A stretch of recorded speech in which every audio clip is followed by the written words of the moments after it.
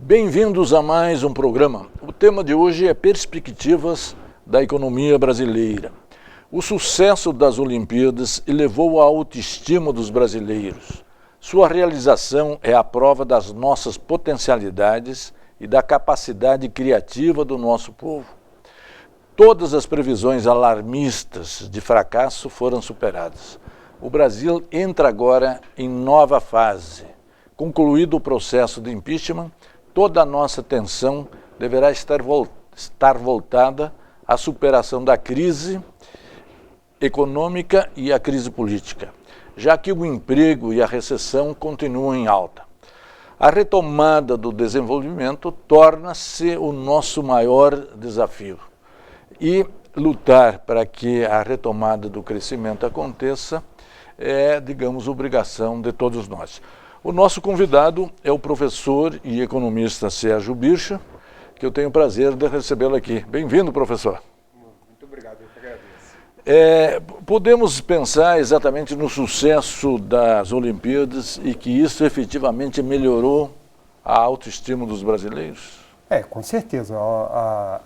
As Olimpíadas trouxeram, né, uma melhoria da autoestima, o que é importante para o crescimento de curto prazo. Né? Nesse momento foi uma grata surpresa e que vai ter bons reflexos econômicos, eu imagino. Porque na pré-abertura havia exatamente um pensamento meio catastrofista, que as coisas não iam dar certo, que teríamos problemas de toda a natureza. Né?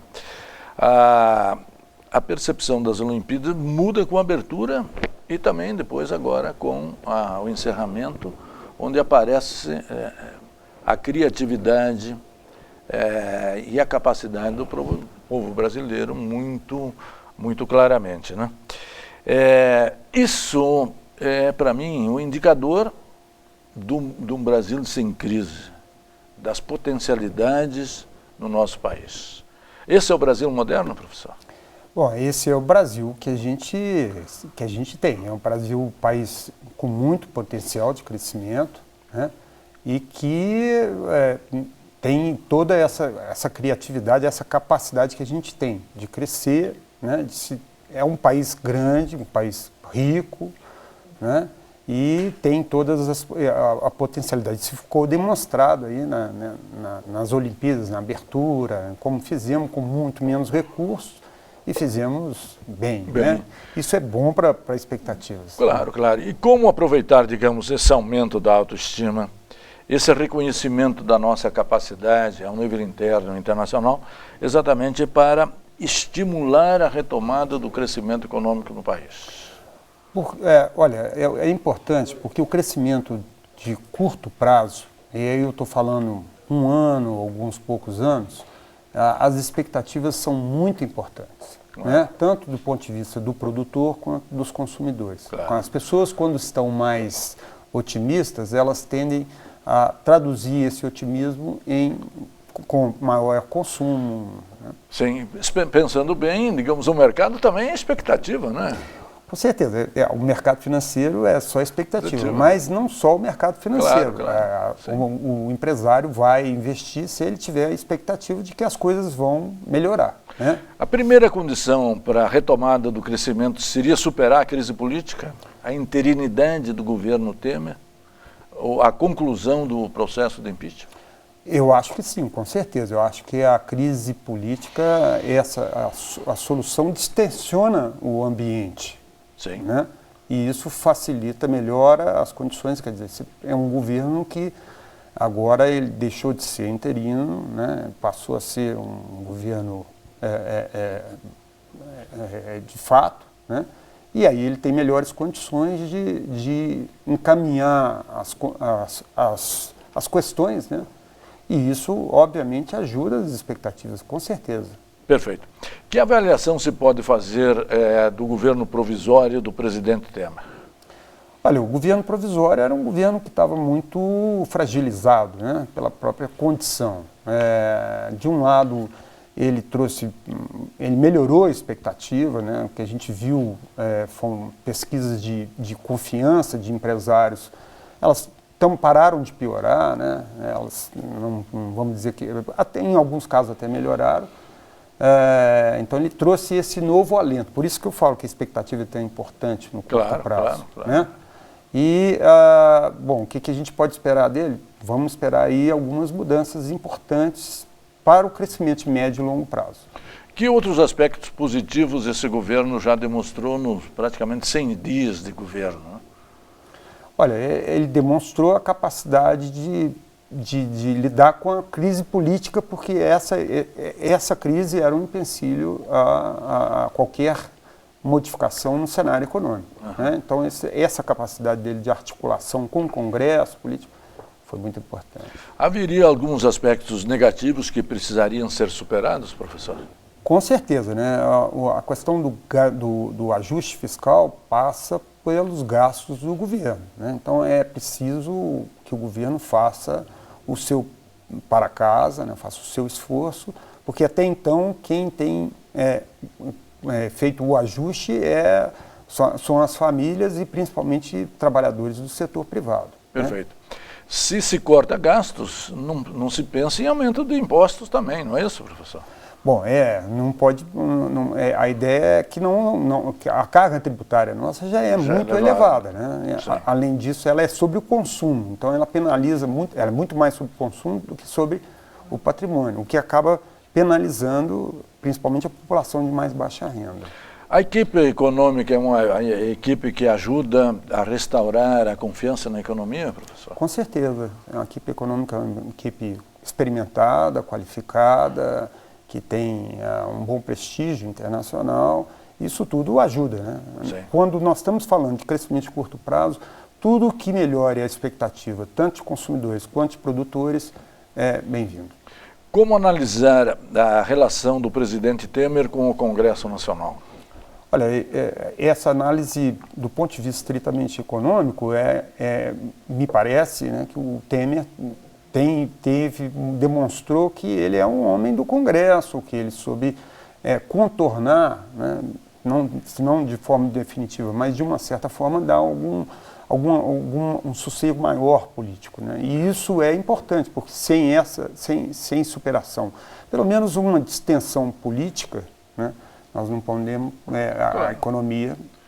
E se não tem apoio do Congresso, não tem governabilidade, não é, professor? Com certeza, se não tem apoio do governo, o Congresso não tem governabilidade e não tem mudanças econômicas necessárias para o crescimento de médio e longo prazo. Não se aprova nada. No segundo bloco, nós vamos trabalhar um pouco as perspectivas de crescimento da economia. Um instante só, voltaremos já.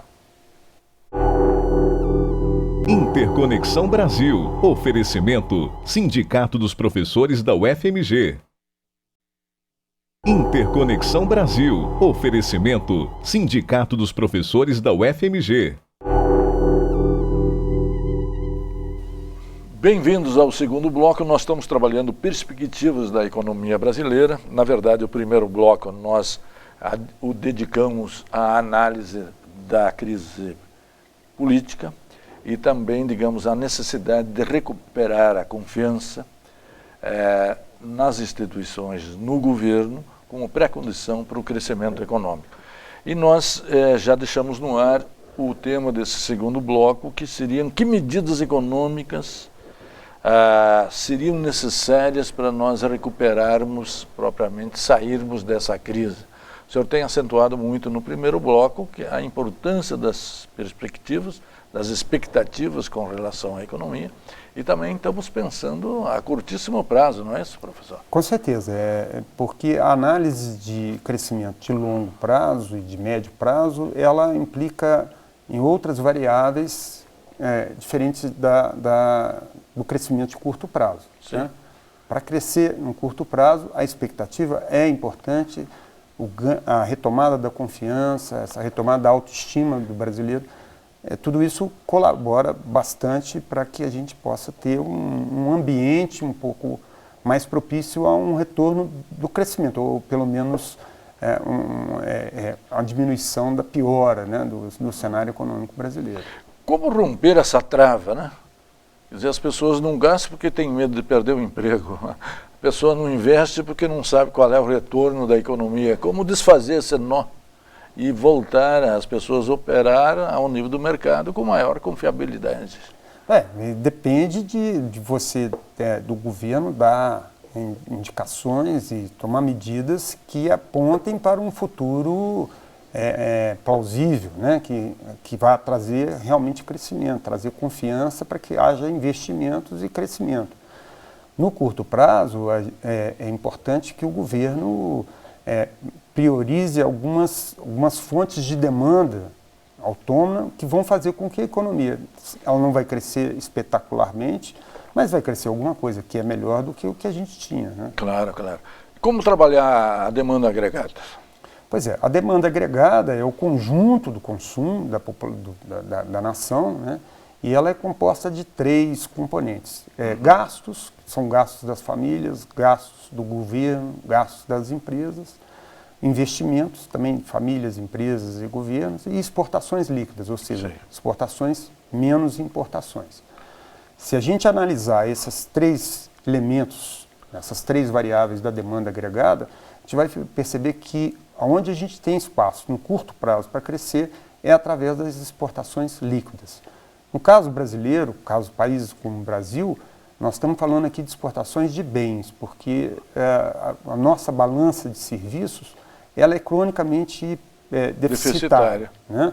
Então, exportações líquidas de bens, de produtos, né? E aí, se nós pensarmos em exportações, temos que falar do agronegócio, que é, em certo sentido, um sucesso nacional e internacional, não é isso, professor? Com certeza. O nosso agronegócio é o segundo mais competitivo do mundo, só perdendo para o norte-americano, né? Então, é um setor que depende menos das ações do governo, dado ao seu alto nível de competitividade. Ele tem os locais onde o agronegócio é muito importante e a crise é bem mais leve, né? Mais leve, não é? Porque ele estimula os serviços e a indústria, né? E os serviços, como andam? Os serviços andam mal, né? Os últimos números que vieram do setor de serviços estão apresentando quedas, né, no setor de serviços. E isso é uma notícia ruim, porque o setor de serviços ele é intensivo em mão de obra, né? Ele vai gerar muito emprego para a população, né, que hoje tem um desemprego muito grande. Sobretudo nas cidades, né, com essa grande concentração de população nas cidades, né? A demanda, e também é o setor da economia que no passado crescia mais do que a indústria e do próprio agronegócio, não é isso? Com certeza, era um setor que estava crescendo mais e que estava puxando a economia, estava empregando, botando dinheiro no bolso das pessoas, e isso faz a roda da economia girar, né? O nosso maior estrangulamento estaria propriamente na indústria? A indústria brasileira sofreu grandes revés, passou por um período muito grande em função do câmbio, né? Teve muitos problemas. É um gargalo, sim, mas eu diria para você que hoje ela deixa de ser gargalo na medida em que você tem muita capacidade ociosa e numa possível retomada, você cresça, essa retomada se aconteça rapidamente, né? Mas para isso é preciso que a indústria consiga ter condições de concorrência dentro do mercado interno e no mercado externo. E com o câmbio está favorecendo a exportação porque nós temos grande parte das nossas exportações que são commodities, ou agrícolas ou minerais, né? A exportação de produtos industrializados com valor agregado, como anda isso? Mas isso será tema do nosso terceiro bloco. Um instante só, voltaremos já. Interconexão Brasil. Oferecimento: Sindicato dos Professores da UFMG. Interconexão Brasil. Oferecimento: Sindicato dos Professores da UFMG. Bem-vindos de volta ao nosso terceiro bloco. Nós estamos trabalhando as perspectivas da economia brasileira. Já viemos analisando o agronegócio, o setor de serviços, a indústria, os desafios maiores do crescimento da chamada economia urbana formada pelos serviços e também pela indústria, né? E as nossas exportações? Bom, as exportações agora elas estão retomando, né? Em vários setores, inclusive industriais, né? A indústria automobilística basicamente tem crescido, né? As suas exportações e é o que tem, de uma certa forma, diminuído o impacto da crise sobre a indústria automobilística. Sim. Por exemplo, fora as nossas exportações de commodities agrícolas e metálicas, que têm um peso enorme, como você disse, na balança comercial brasileira. Perfeito. E a política cambial? Já está favorável para aumentar as exportações, professor? Olha, e, num certo sentido, barrar as importações?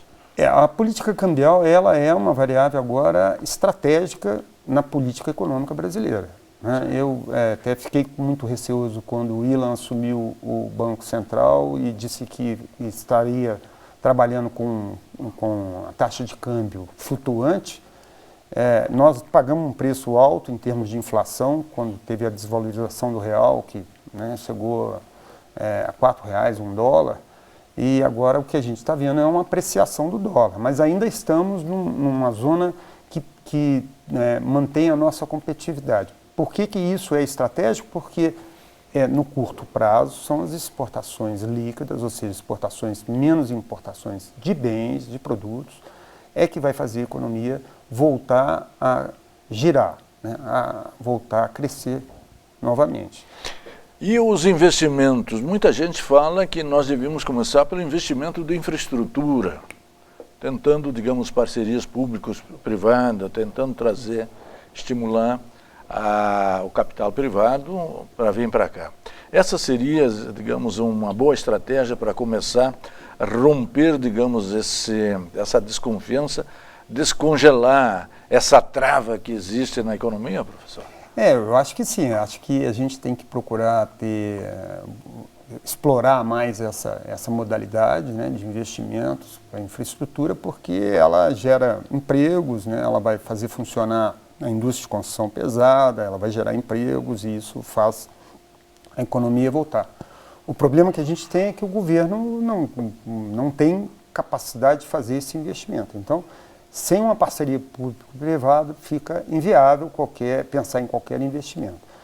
É um momento propício porque os capitais externos estão procurando, dado que as taxas de juros no exterior elas estão negativas, né, nos principais países, nos principais mercados, eles estão à caça de boas oportunidades. E o Brasil, né, apesar de tudo, ainda é uma economia importante. Mas investimentos especulativos, aproveitando o dólar alto, ou investimentos produtivos, professor? Não. Os investimentos especulativos é uma outra história. O investimento direto, né, externo direto, que a gente está vendo, deve dar uma diminuída a expectativa do mercado. Quer dizer, nós estamos recebendo esse ano, vamos receber em torno de 60 a 65 bilhões de dólares de investimento externo, o que é uma cifra grande, né, para um país feito Brasil.